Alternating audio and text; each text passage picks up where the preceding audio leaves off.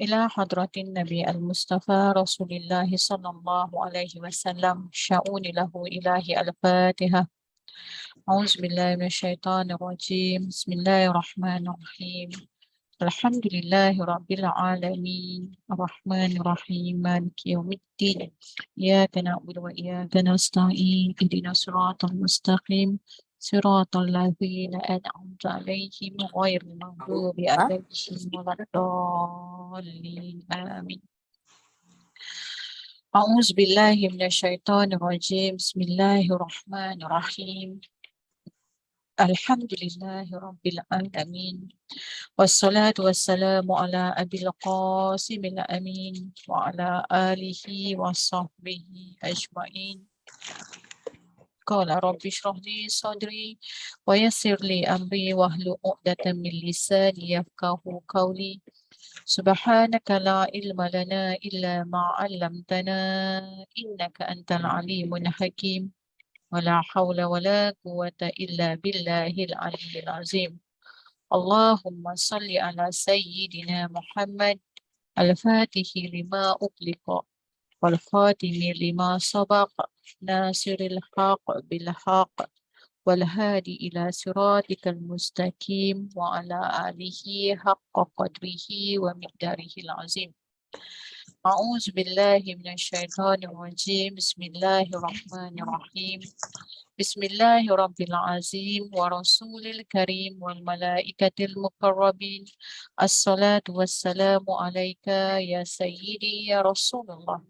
خذ بيدي قالت سهلتي أدرك لا إله إلا الله وحده لا شريك له له الملك وهو على كل شيء قدير. اللهم فقهه في الدين وعلمه التقويم وما يذكر وإلى أولي الألباب. ربنا زدنا علما نافعا وارزقنا فهم النبيين وإلهمنا الملائكة المقربين برحمتك يا أرحم الراحمين. اللهم إني أعوذ بك من علم لا ينفع ومن قلب لا يخشع ومن نفس لا تشبع ومن دعوة لا يستجب لها. اللهم إني أعوذ بك من أمنت ومن شر ما لم أعمل. اللهم إني أعوذ بك من شر النفس ومن شر الشيطان والشرك. اللهم تف علينا حكمتك وانشر علينا من خزائن رحمتك يا أرحم الراحمين والحمد لله رب العالمين. Alhamdulillah, summa alhamdulillah. Syukur kita pada Allah Subhanahu Wa Taala dapatlah kita bersama-sama pada malam ini dalam majlis ilmu, majlis yang penuh dengan barakah, majlis yang penuh dengan rahmat dan kasih sayang Allah Subhanahu Wa Taala, majlis bagi ahli-ahli syurga, iaitu dipanggil sebagai taman-taman syurga. Maka hari ini insya-Allah kita bersama-samalah untuk murajaah dalam asas akidah ahli sunnah wal jamaah. Mengapa perlu kita mengetahui pertamanya tentang ahli sunnah wal jamaah yang dipanggil kadang-kadang sebagai aswaja? Maka kita kena tahu. Yang pertama, kita ni ikutan siapa? Adakah ahli sunnah wal jamaah? Adakah ikutan yang lain daripada ahli sunnah wal jamaah? Yang pertamanya, beriktikad bahawa ajaran Islam yang benar di sisi Allah Subhanahu Wa Taala adalah ahli sunnah wal jamaah. Iktikad bahawa ajaran Islam yang benar di sisi Allah adalah apa? Adalah ahli sunnah wal jamaah. Maka Islam mula masuk ke dalam bangsa Melayu, mula-mulanya melalui ahli sunnah wal jamaah. Mula-mula Islam masuk ke Nusantara, yang dipanggil ke dalam bangsa Melayu. Sebelum ianya diturunkan di Arab apa semua tu, dia nak masuk ke Nusantara yang betul-betul adalah ajaran daripada ahli sunnah wal jamaah. Maka dalam kitab fiqahnya kita ikut siapa? Imam Syafi'i. Ahli sunnah wal jamaah ni yang seperti mana dulu kita sama-sama pernah murajaah bersama-sama, pastilah daripada siapa? Cuba ingat. Al-Imam Sya'ari Al-Maturidi. Inilah ikutannya. Al-Imam Asy'ari, ataupun yang dipanggil Al-Imam Al-Maturidi, Abu Mansur Al-Maturidi. Inilah ikutannya, imamnya. Maka dari segi tasawuf pula kita ikut siapa? Al-Imam Junaid Al-Baghdadi. Dan juga ada yang pecahkan kepada tarikat. Macam-macam lah tarikat ni. Naqsyabandi lah, macam-macam jenis tarikat. Maka siapakah dia yang ahli sunnah wal jamaah sebenar-benarnya? Asas akidah mana yang diikut? Maka kita tengok bagaimana baginda Nabi kita Nabi Muhammad sallallahu alaihi wasallam dalam hadis yang sahih. Rasulullah sallallahu alaihi wasallam bersabda, sesungguhnya siapa yang hidup setelah aku meninggal, maknanya setelah baginda Nabi kita wafat, dia akan melihat banyak perbezaan pendapat. Berpeganglah kalian dengan sunnahku, iaitu sunnah yang bagaimana? Sunnah Nabi kita Nabi Muhammad sallallahu alaihi wasallam yang diikat oleh khalifah-khalifah Ar-Rasyidin. Di mana khalifah-khalifah Ar-Rasyidin ini adalah golongan ahli sunnah wal jamaah. Ini yang kita nak kena ikut ni. Daripada mazhab yang mana? Daripada manhaj yang mana? Apakah yang dikatakan dengan mazhab? Apakah yang dikatakan dengan manhaj? Kalau dari segi fiqahnya, kita ikut Imam Sya'ri. Mazhab Imam Sya'ri. Imam Syafi'i. Imam Syafi'i, ada Imam Hambali, ada Imam Ahmad, kan? Imam Maliki, Imam Malik. Maka semuanya itu adalah untuk meraihkan tentang bagaimanakah yang perlu kita ikutkan. Tetapi dari segi fiqah, majoritinya kita ikut kepada Al-Imam Asy-Syafi'i. Tetapi kadang-kadang kita akan ikut kepada Imam Ahmad contohnya, Imam Hambali, Imam Hanafi. Maka apa yang dikatakan dengan Ahlul Sunnah wal Jamaah? Mari kita tengok. Ahlul Sunnah itu apa maksudnya? Ahlul Sunnah itu bermaksud dia ikut sunnah Nabi. Ataupun dia adalah pengikut sunnah Nabi Muhammad sallallahu alaihi wasallam. Itu maksud dia ahlul sunnah ataupun ahli sunnah wal jamaah. Ahlul sunnah tu apa? Dia ikut Nabi. Ataupun pengikut dia ikut sunnah Nabi. Itu dipanggil ahlul sunnah. Wal jamaah pula apa maksudnya? Pengikut kepada jemaah-jemaah para sahabat Nabi. Itu dipanggil jemaah. Maka ciri-ciri ahli sunnah wal jamaah. Pertamanya, kalau kita nak tengok bagaimana kita nak ikut kepada mereka punya ajaran ini, firstly kita kena tahu bahawa dia mestilah ikut Khalifah Ar-Rasyidin. Inilah dia punya perkembangan Khalifah Ar-Rasyidin. Maka dalam riwayat At-Tirmizi, semua faham tentang benda ini, bahawa Rasulullah SAW pernah bersabda di hadis yang sahih, umatku akan pecah kepada 73 golongan, kecuali satu golongan saja yang akan masuk ke dalam syurga. Iaitu golongan apa? Golongan yang disebut oleh baginda Nabi kita adalah golongan ahli sunnah wal jamaah. Yang selebihnya adalah masuk ke dalam neraka. Wa na'udzubillah min zalik. Maka kalau kita nak ikut, kita ikut yang mana? Kita ikutlah apa yang Nabi buat dan para sahabat Nabi buat. Tapi hari ini mereka semua dah tak ada. Nabi dah wafat, sahabat pun dah tak ada. Maka mereka meninggalkan apa? Kitab-kitab daripada imam-imam muktabar yang boleh kita jadikan sumber rujukan. Mereka semua dah tak ada ni. Yang tinggal adalah ajaran-ajaran yang benar. Adanya apa lagi? Satu golongan yang dipanggil seperti bintang-bintang di langit itu adalah para alim ulama. Maka para alim ulama kita ni dia ibaratkan seperti bintang di langit. Apabila meninggalnya dia, maka terpadamlah satu bintang dan terpadamlah satu cahaya. Maka inilah ikutan-ikutan kita pada hari. Maka dalam hadis lain ada juga mengatakan, contohnya dalam hadis Ibnu Najah yang dibawakan oleh Anas bin Malik, sesungguhnya dia tambah lagi, umatku nanti tidak akan sepakat. Maknanya berlakulah pada satu zaman nanti umat Nabi Muhammad sallallahu alaihi wasallam ni dia tak sepakat dah. Dia duk nak berentam, nak bergaduh.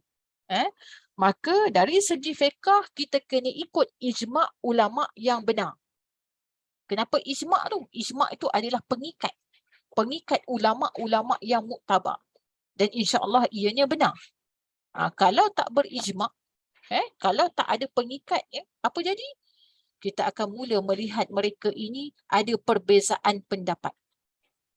Bila tengok pada perbezaan pendapat ni, mana kita nak tengok? Maka peganglah kepada golongan majoriti. Kalau dekat Malaysia ini, majoritinya totally adalah ahli sunnah wal jamaah. Ini kita sedang cerita tentang orang Islam je.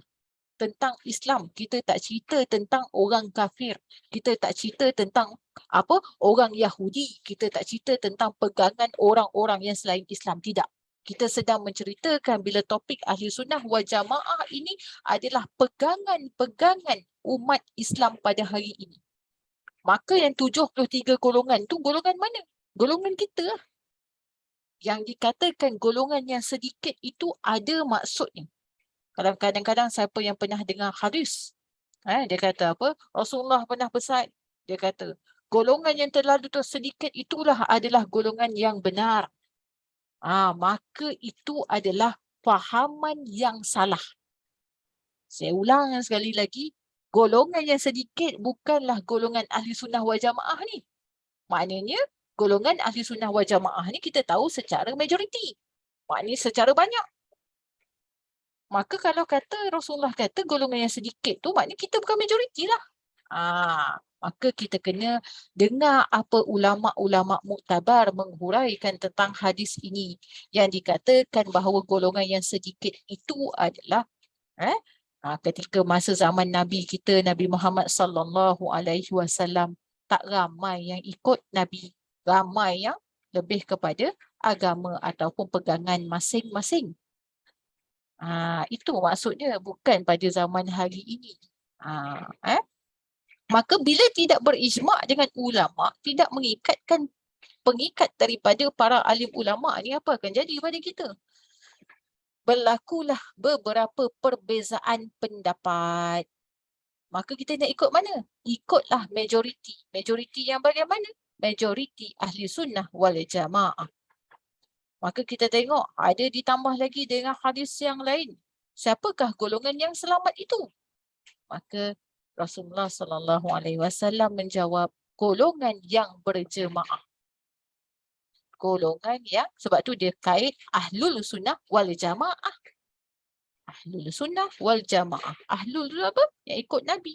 Ataupun pengikut yang ikut Nabi. Wal jamaah adalah sahabat yang mengikut kepada ahlul sunnah tersebut.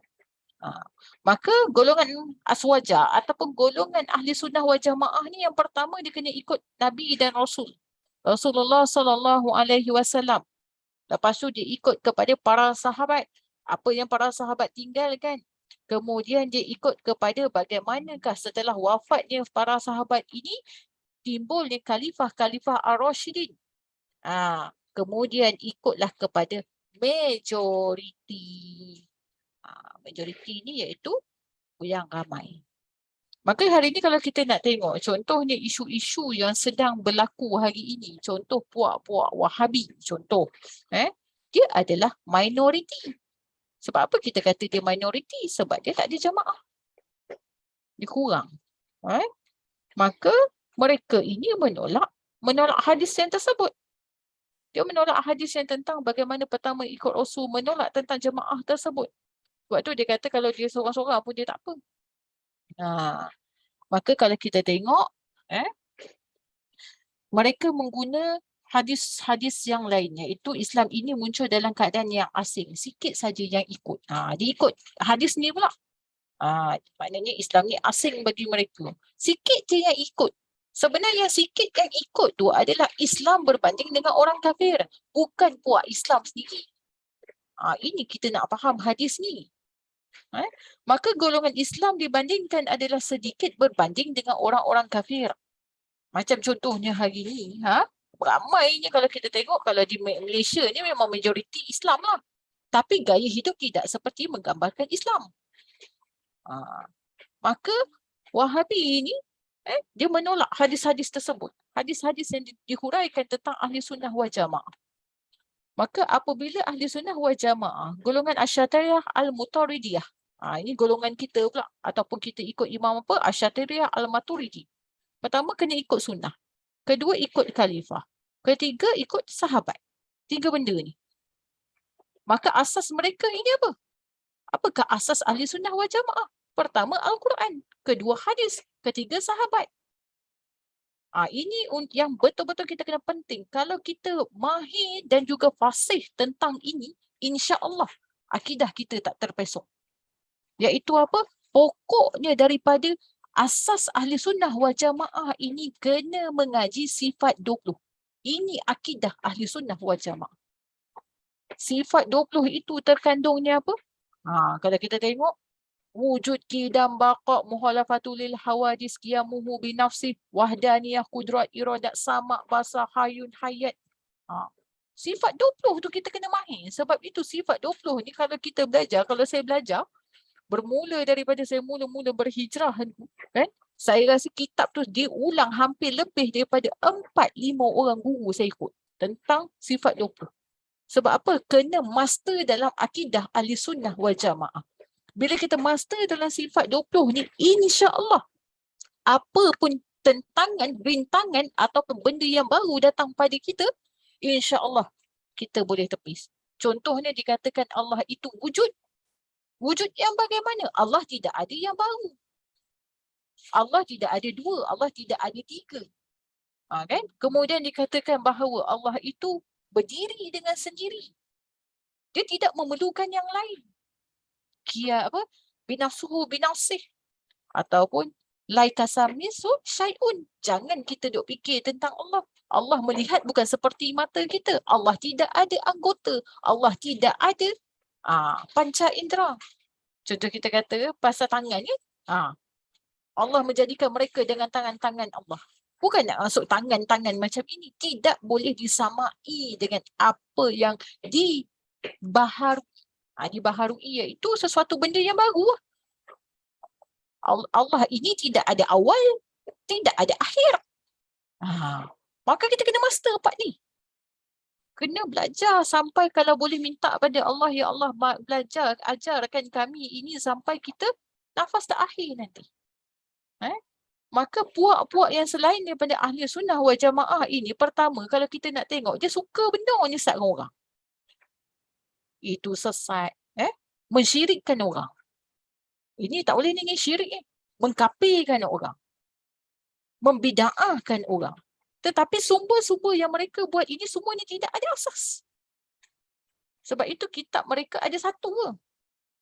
Tetapi hadis kita ada lebih kurang 350,000 hadis. Ada 350 kitab yang kita perlu mengaji.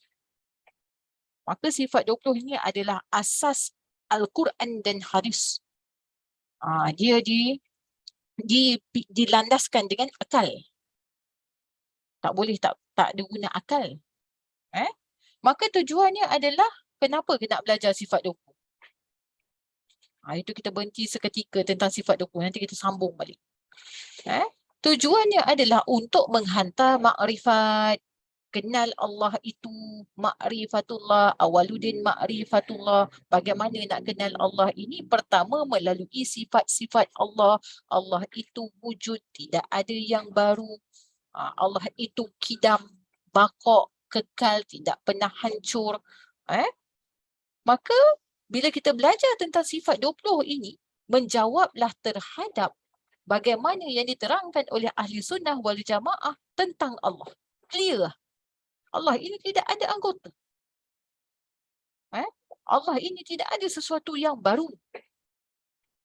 Kadang-kadang mereka suka sangat menggunakan kita kena ikut Nabi. Kita kena ikut Al-Quran. Balik-balik Al-Quran dan hadis. Balik-balik pada Al-Quran dan hadis. Kenapa kita tak ikut imam-imam yang muktabar?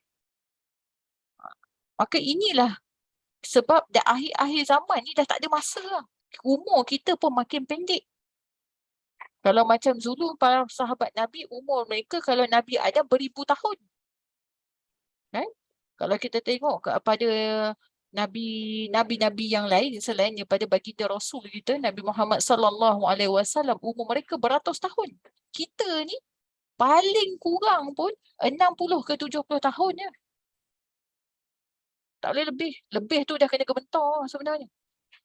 Sebab baginda Nabi kita wafat pada umur 63 tahun. Ketika mana Jibril datang nak ke panjang lagi umur, dia kata tak nak dah. Kita duk hari ni umur 60 lebih pun masih lagi minta panjang umur. Okay? Tak salah minta panjang umur, boleh. Tapi kita minta pada Allah, kurniakan kepada kami umur yang diberkahi.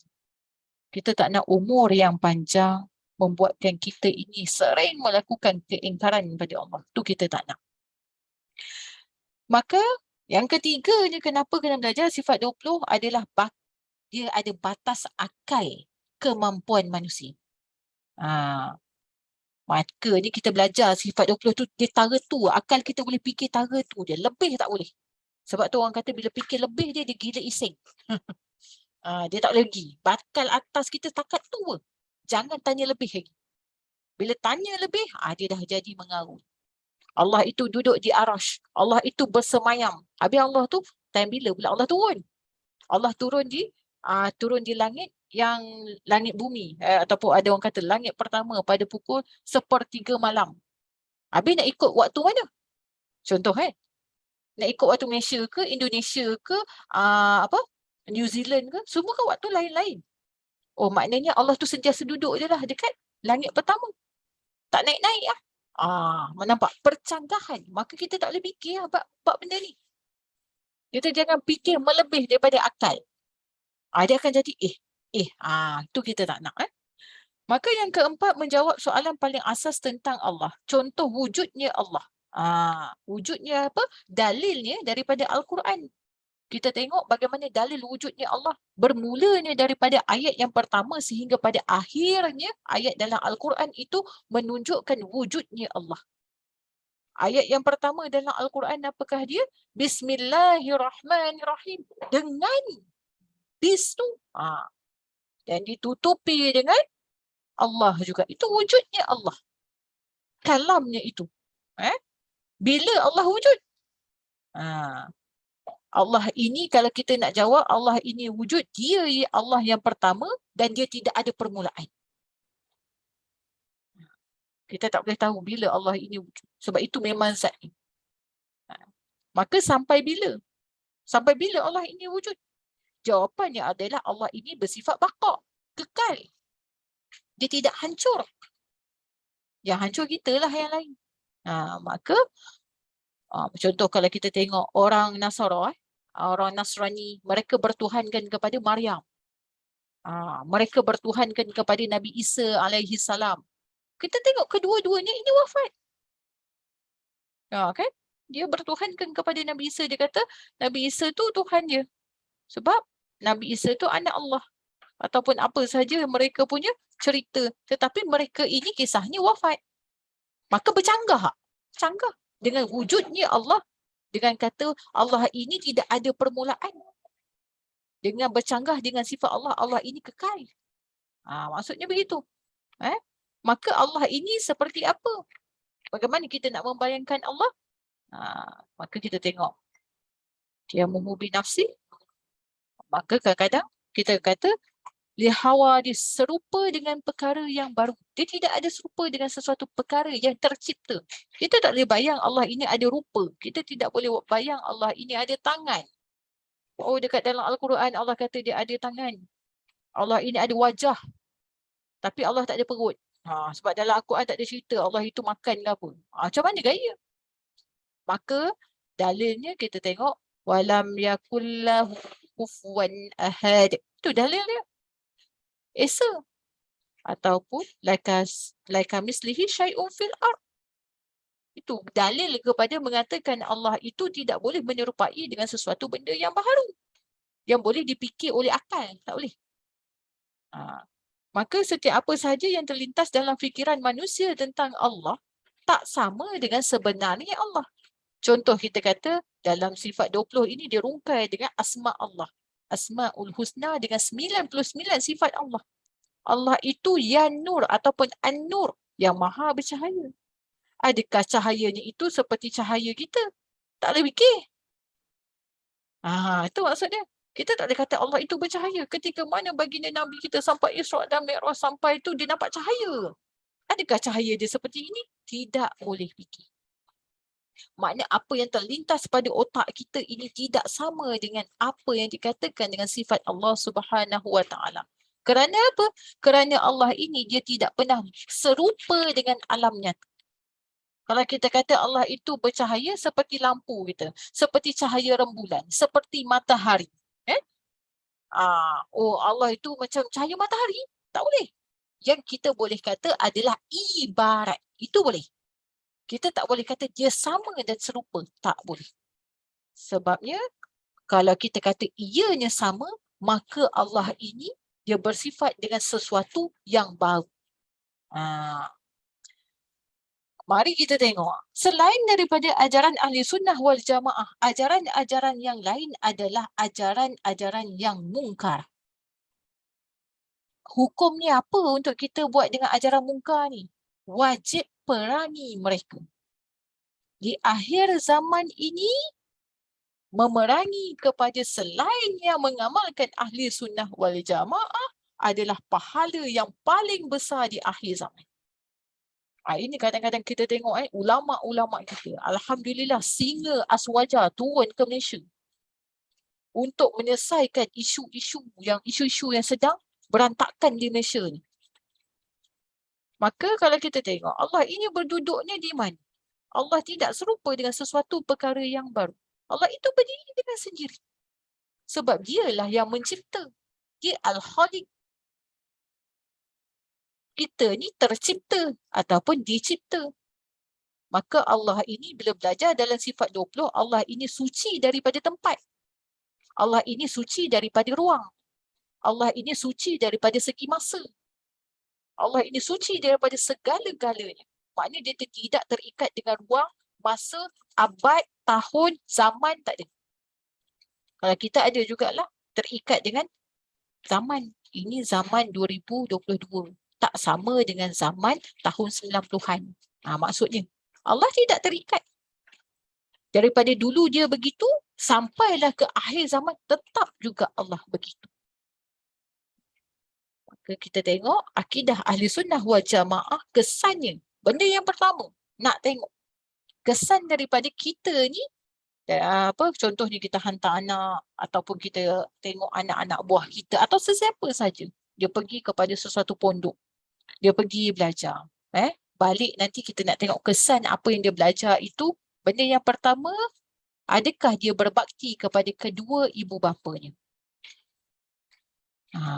Kalau dia berbakti kepada kedua ibu bapanya, insya-Allah lah ajaran yang diajar atau yang diikut adalah Ahli Sunnah wal Jamaah.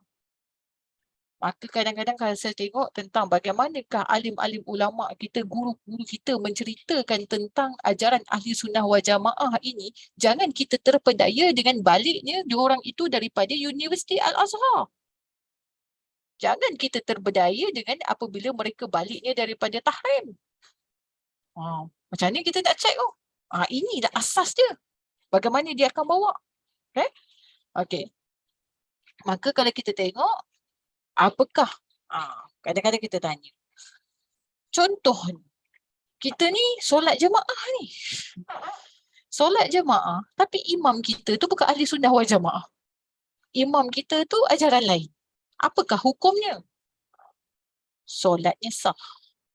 Solat sah. Hukum makruh.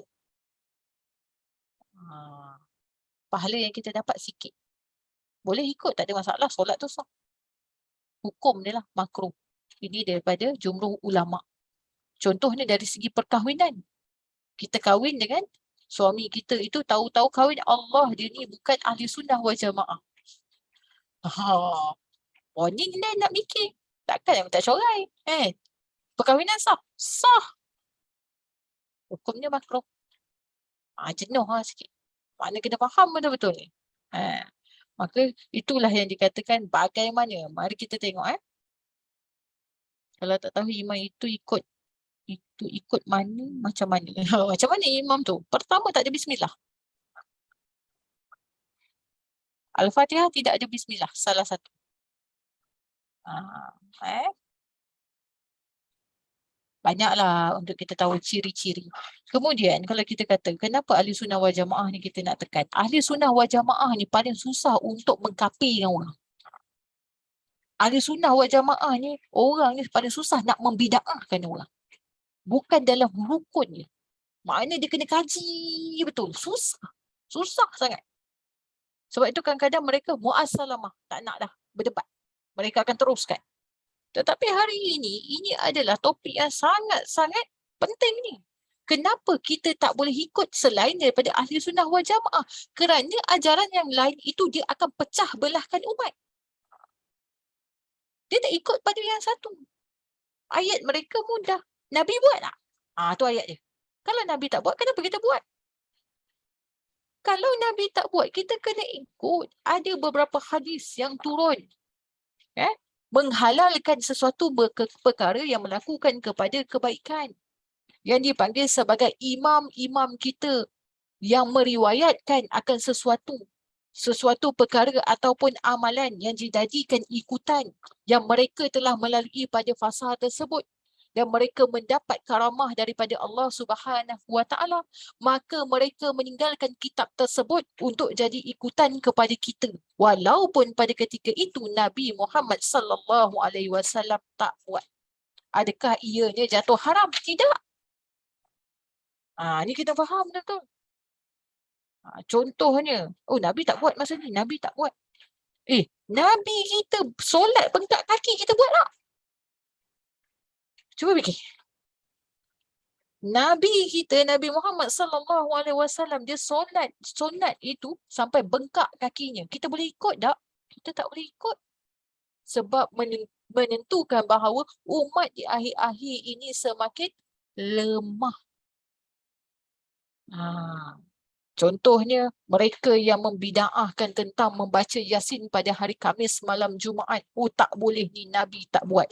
Berapa ramai orang yang boleh ikut membaca surah Al-Kahfi setiap Khamis malam Jumaat? Mungkin tak ramai. Sebab apa? Sebab bacaan Yasin itu lebih mudah dibaca berbanding surah Al-Kahfi. Kita ambil yang baik lah. Tapi kita tak bolehlah kata, amalan ini amalan bida'ah, tak boleh buat. Tapi kita kena faham bagaimanakah huraian-huraiannya. Maka kalau kita tengok, ini memang saya kena, yang ni saya tak nak cakap untuk recording. Contohnya kalau kita tengok tentang bagaimanakah yang dikatakan tentang asas-asas ahli sunnah wal jamaah. Ini kita kena tahu. Sesungguhnya ada dalam satu hadis, aku khawatir ada seorang yang membaca Al-Quran, nampak indah bacaannya, tetapi dia tidak mengerti akan bacaan Al-Qurannya. Maka ia mula mengubah Al-Qurannya daripada apa yang benar-benar disampaikan oleh Allah Subhanahu wa taala. Ini kebanyakan ayat-ayat apa yang kita belajar hari itu? Ayat-ayat mutasyabihat dan ayat-ayat tamsilan. Mereka ubah ikut daripada nafsu mereka sendiri. Maka akhirnya mereka ini buat apa? Dengan sedapnya bacaannya, dengan sedap taranumnya, sedap punya sedap, sampai akhirnya orang-orang itu akan meninggalkan Al-Quran. Dia tak ikut Al-Quran, dia pegang kepada pedang.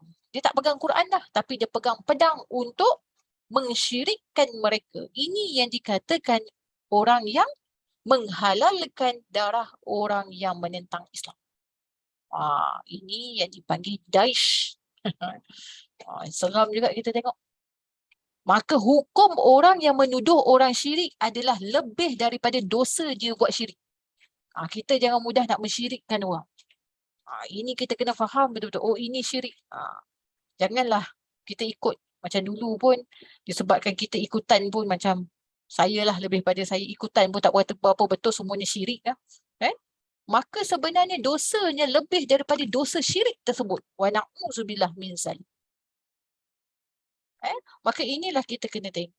Bagaimanakah hari ini asas-asas akidah ahli sunnah wal jamaah.